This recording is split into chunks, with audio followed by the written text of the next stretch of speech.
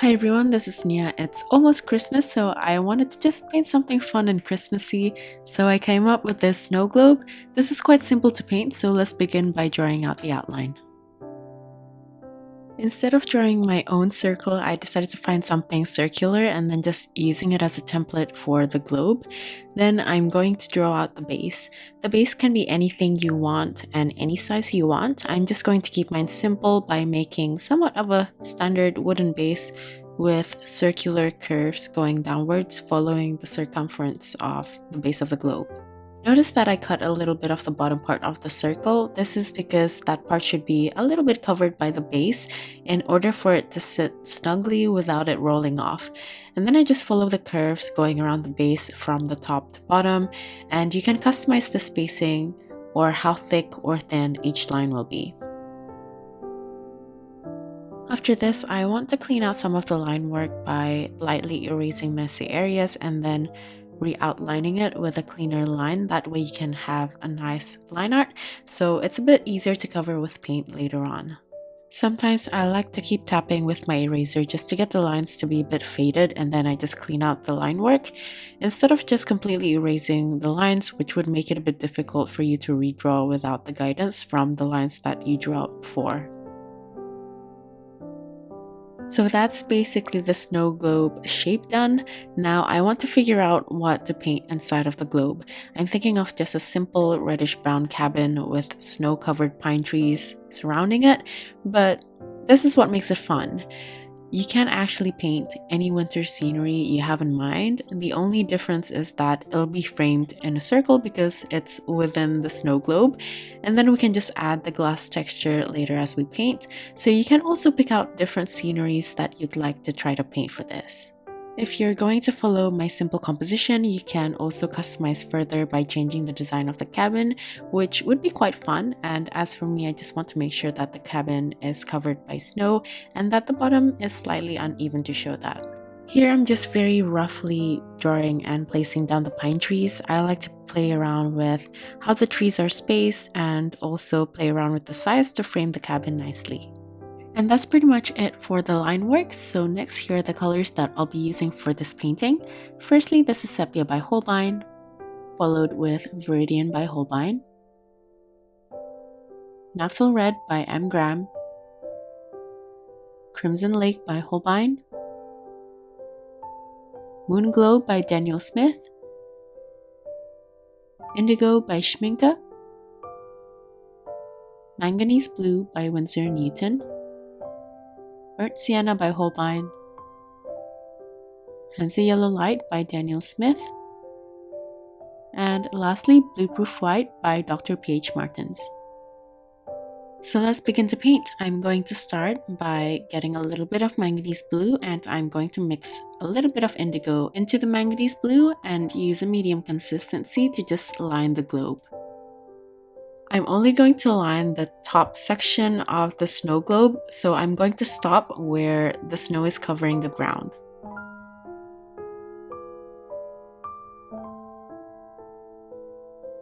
Next, I'm going to use the same mixture, but just with added manganese blue slightly, and I'm going to leave out a little bit of space and then painting the rest of the sky with this color. I'm also adding random lines because I still wasn't sure what type of reflections I want to create for the glass surface, but you can also leave that out for now. Next, I want to build the color with added indigo while the paper is still a bit damp. I'm adding a light consistency indigo around the top area and also the middle section, and whenever I'm applying the paint, I make sure to follow the round shape of the globe to help with the form.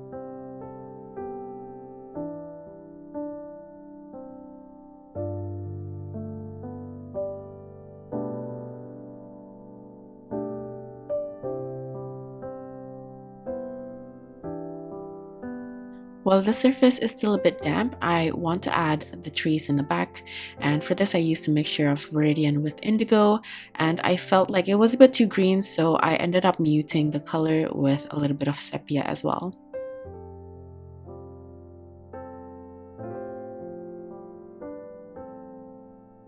For the trees which are closer, I want to make sure that the base color is dry, and with the same mixture in a slightly thicker consistency, I'm going to paint the pine trees with a bit more detail. When I'm painting the pine trees, I left out a lot of white space for the snow. I'm being quite loose with this. I just paint per section and making jagged edges at the bottom of each tree section and leaving the middle white so the negative space look like snow.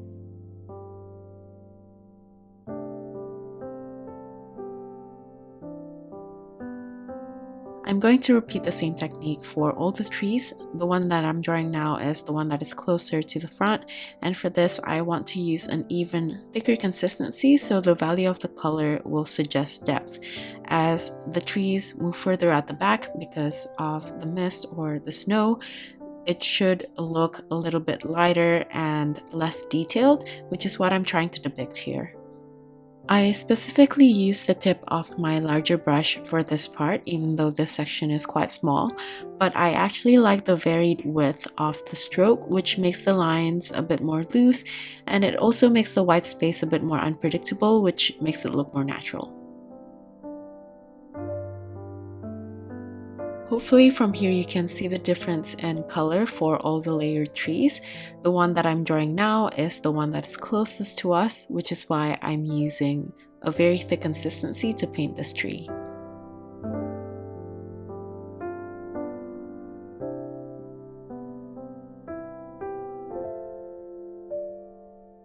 I'm going to leave out the trees for now and move on to the color of the snow. For this, I use a mixture of indigo with moon glow, and I'm going to just first line the edges of the roof and then use a very light consistency to paint one side of the roof with this color, and then I just took off the excess paint with tissue to make it very light. For the cabin, I used a mixture of burnt sienna with my Naphthol Red, and I'm using a medium consistency to just cover the whole faces of the house.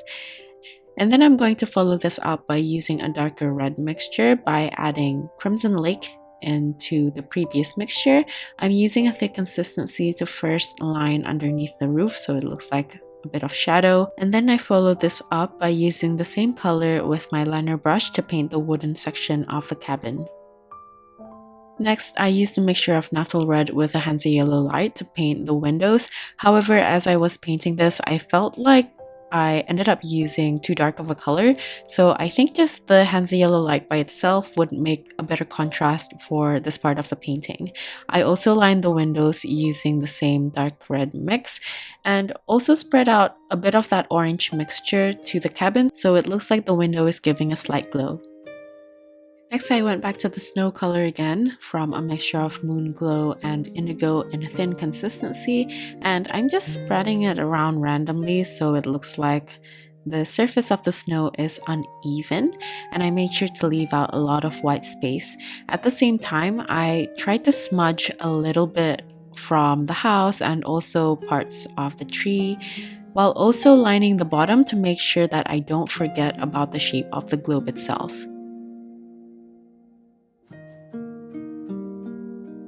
I ended up going back to the trees at the back to repaint it using quite a thin consistency of the same color. The reason is because I felt like the blurry shapes look a bit too far back, so I'm just going to bring it forward by making the edges cleaner. You'll notice that I keep repeating the outline of the globe. That's because I was trying to make it neater and darker at the same time, but I just kept working on it because I'm still not happy about the edges. Meanwhile, I'm also going to try to build the glass texture by painting the sky. I alternate between manganese blue with indigo, and I try to make round sections either lighter or darker than the other, so the surface looked like it has a bit of reflection. The globe section is quite wet at the moment, so I'm just going to move on to paint the wooden base. For this, I used the same mixture as the house but added Hansa yellow light to create a light brown color, and I started out by using a thin consistency to cover the whole base. While the surface is still a bit damp, I'm going to build the color with a darker brown. For this, I added more Crimson Lake, Burnt Sienna, and also a little bit more Hansa Yellow in the mix. And this time I'm using a slightly thicker consistency so I can line the darker areas of the curves. While doing this, I thought about which sections are protruding outwards and which ones are curving inwards according to the design, and I just paint the ones with the folds or with the curves going inside with the darker brown. I wanted this bottom part to be further in, but not all of them is completely flat. But because we're still going to layer on darker values, I'm just going to paint that whole section with this brown and then separate it later with a darker brown in the coming layers. I also made sure to paint the sides to suggest the three-dimensional form, and also softening the edges using a clean damp brush between the base color and the second layer if parts of the surface is already dry. From here, you can already start to see the curves in the snow globe base, but we're going to layer this on to make the shape even clearer.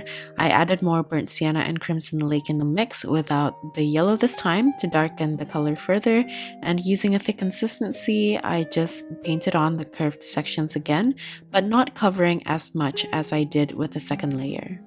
Just like before, I also softened the sides, and you should be able to see the curves even better with this layer now. Next, I'm going to paint the cast shadow.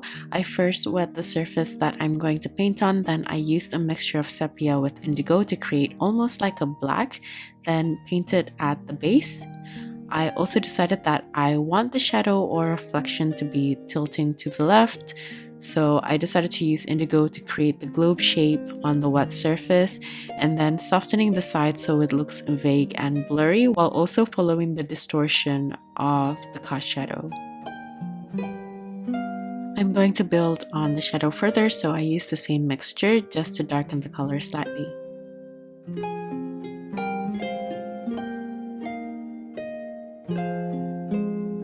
Going back to the globe, I'm going to paint on a bit of shadows for the snow on the trees, and for this I use the same snow mixture from Moonglow and a little bit of indigo in a very thin consistency. Then using bleed-proof white, I'm going to add on more snow for certain areas, especially around the sides of the trees where it's mostly green instead of white.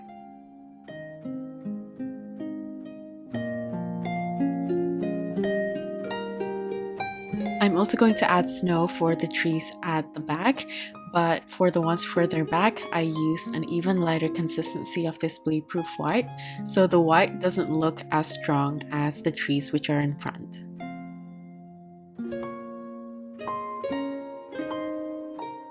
I felt like I didn't do a good job with this large tree, so I ended up layering a bit more paint of the same green mixture to just clean out the sections a bit more.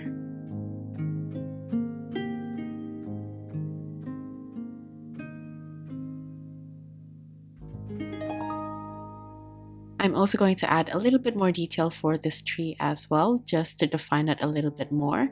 And then going back to the bleed-proof white, I'm going to add little touches of snow on the cabin, like on top of the windows and the door. I also added a bit more bleed-proof white underneath the cabin to make the snow a little bit more uneven. Going back to the Moonglow and Indigo mix, I added a little bit of swish at the bottom left to indicate that the snow is piling on that area. Going back to the glass texture, I used watered down bleed-proof white to add reflections at the top. I just followed the round globe just as before and added dots with a slightly thicker consistency for stronger highlights. To enhance the highlights, I use indigo to outline parts of the highlights, and this will also increase the contrast of the overall painting. Next, I added white splatters for the snow, and I also added more manually to make larger snow.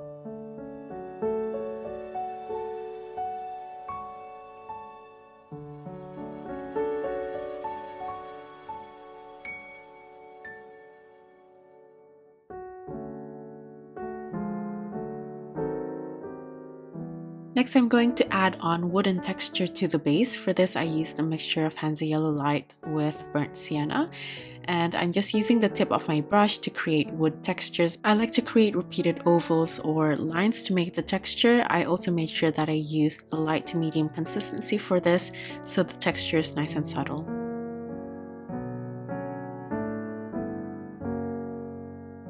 Next, I'm going to create more shadows and depth. So for this, I used a mixture of sepia with crimson lake, and I'm just going to line some of the deeper areas further.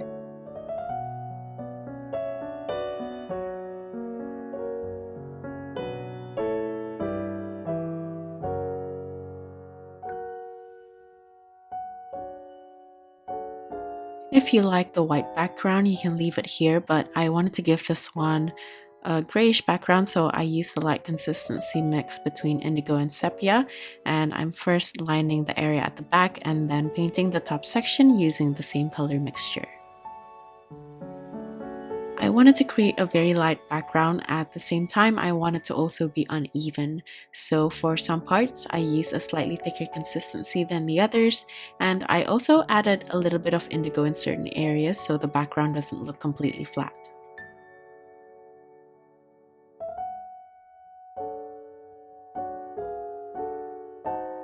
I realized that I've forgotten to add a chimney, so I ended up using a thick consistency of Crimson Lake with a bit of sepia, and then following this up with a thick consistency of bleed-proof white to add the snow, and then using a slightly thinner consistency to paint the smoke. Here, I decided to add a little bit of shadow behind the snow piling in front of the cabin using the dark red mixture, and then I also added vegetation using the same mixture from the trees in a thinner consistency, and that's from indigo, sepia, and Veridian.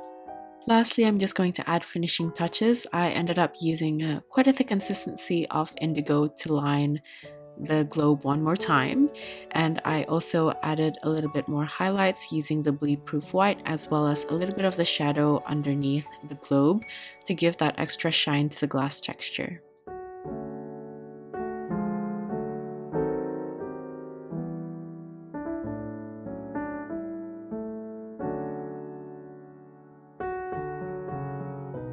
And that's it. This is the finished painting. This was actually quite simple and fun to do. You can also create other sceneries, like fall sceneries would also be really fun.